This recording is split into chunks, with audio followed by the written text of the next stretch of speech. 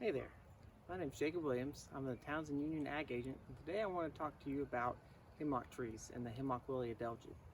Hemlock trees are a really important part of our local ecology here in the southern Appalachian Mountains, as they're a tree that's able to grow in deep shade and create habitats for other living organisms around them. There's an insect called the Hemlock woolly adelgid that is attacking these trees, and it can kill trees if the trees aren't treated. So today I want to talk to you about how to identify a hemlock tree, and then how to treat that hemlock tree so that it's not killed by the Hemlock woolly adelgid. So the easiest way to identify a hemlock tree is by looking at the underside of the needles. As we take a close look to these needles, we're going to see two thin white bands on the bottom of each of those needles. And that's going to tell us that this is a hemlock tree. The needles are pretty flat on a hemlock tree as well. That's another tool that you can use to identify it. And then if we look, all these little white cottony balls on this tree, those are all egg sacs from the Hemlock woolly adelgid that they've laid. And those egg sacs those eggs will hatch, and then there'll be more adelgids coming out, and they'll be feeding on this tree. You can see from this branch right here, we have a pretty heavy infestation of woolly adelgids. So this tree really needs to be treated, and that's what we're going to do today. So there's a number of different products that we can use when we're treating a hemlock tree for the Hemlock woolly adelgid. But the main ingredient that we want to have in the product that we're using is imidacloprid. And I've got two different bottles out here, two different mixtures, but they both have that imidacloprid in it. And when we use imidacloprid, it's a very effective product to use against the Hemlock woolly adelgid. When we do it, and you do it the way that I'm going to show you today, it can last for at least 5 years before you're going to need to retreat your trees. So if you only have 1 or 2 trees on your property, something like bare, annual tree and shrub, product like this is going to be a lot better for you. It has the imidacloprid in it that you need, but it's going to be a cheaper option if you only have a couple of trees. A product like this is imidacloprid 2F. It's got the imidacloprid in it, but it's going to be much more concentrated. So if you have a lot of trees on your property, this is going to be more expensive, but you're going to be able to treat a lot more trees with this one, the imidacloprid 2F, than you would with this tree and shrub protect and feed.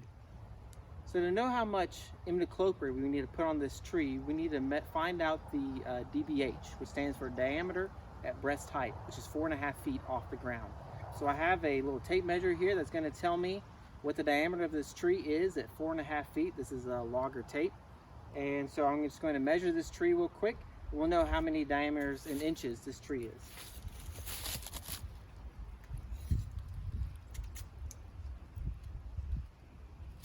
All right, I got 12 inches on this tree. To make this application, I'm going to use what's called a drench kit. This has been given to me by the Georgia Forestry Commission.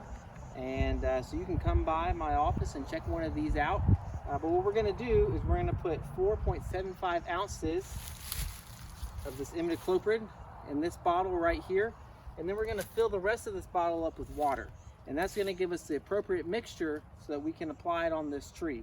If we put in 4.75 ounces into this bottle, we fill up the rest with water, we're going to be able to go around the tree and we're going to pour out 1 ounce of this solution per inch of diameter at breast height of this tree. So this tree is 12 inches DBH. We're going to do 12 ounces of the solution that I make in this bottle.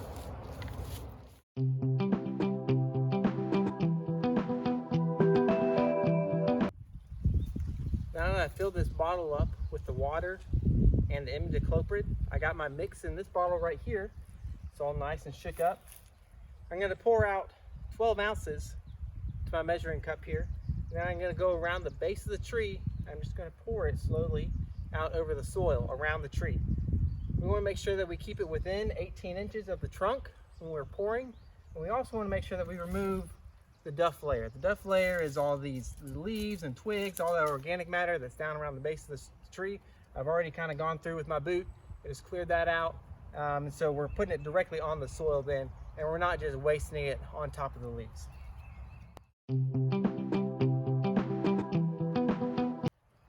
All right, so now I've got it poured out. This tree has been treated, so this tree should be good to go for at least 5 years before we start seeing more of the woolly adelgid showing up on it.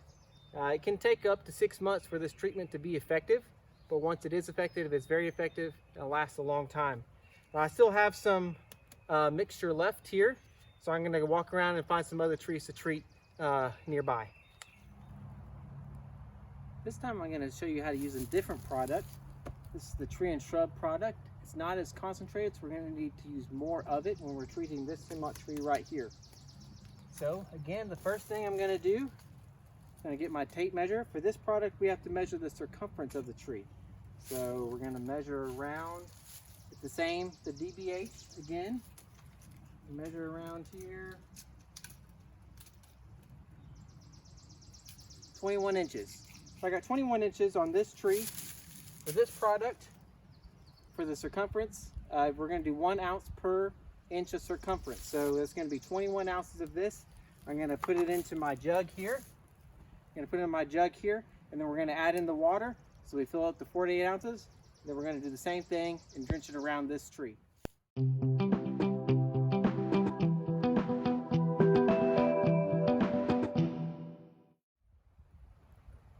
So one final thing that I want to show you today is this. This is a soil injector, and so this can be used to make treatments on the hemlocks for the hemlock woolly adelgid. It's got a tank on it that goes up to 1 gallon, so you can put your mixture like what I demonstrated before. You can put that in a tank like this, and it can make it easier to treat hemlock trees. If you're treating a large number of hemlock trees, this can simplify it for you really. Basically, you put this in the ground, and then you push down on the handle here, and it'll eject ½ an ounce per push of whatever product you put in there. So you make your mix, put it in here, and carry this around with you. It can make it a lot easier to make those treatments to the hemlock trees. This was funded by the Georgia Soil and Water Conservation Commission very generously. They gave me the money to be able to purchase these. I have a soil injector in the town's office and in the Union County Extension office. So if you would like to borrow this, you may. It's a $250 deposit to be able to borrow this, and then you can check it out and you get your deposit back when you return it and it's in working condition. But it's a good tool to use if you have a lot of hemlock trees. If you're only treating a couple of hemlock trees, then you can use the methods that I've shown you earlier today. So in closing, there's a couple of things that I want you to remember when you're treating a hemlock tree.